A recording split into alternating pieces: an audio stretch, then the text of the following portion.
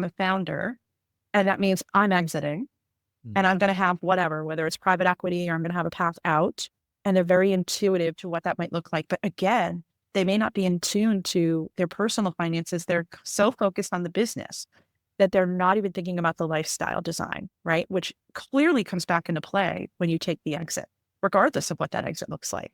So I guess my messaging is regardless of whether you're finding yourself in burnout and you just need out, like your stress is high. I mean, I was having health issues. I thought I was having a heart attack. And like I say this in the Path to Profits, the number one cause of death for agency owners, for like agency principals that own insurance agencies is 50, and it's a massive heart attack.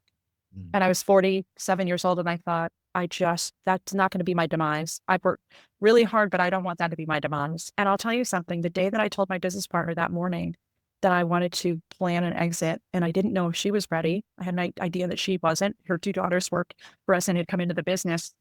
That morning at 10:30, I had that conversation with her at 8. I opened up the conversation and at 10:30, one of my competitors in town dropped dead of a heart attack. He was 50 years old in his office. And I thought, oh my God.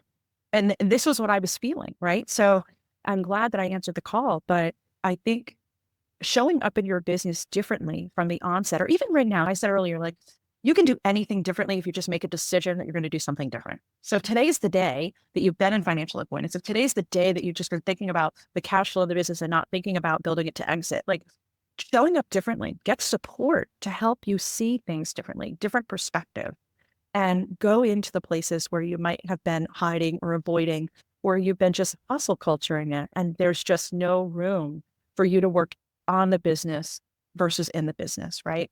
This is an invitation. And there's always room if you make a different decision. There's always room.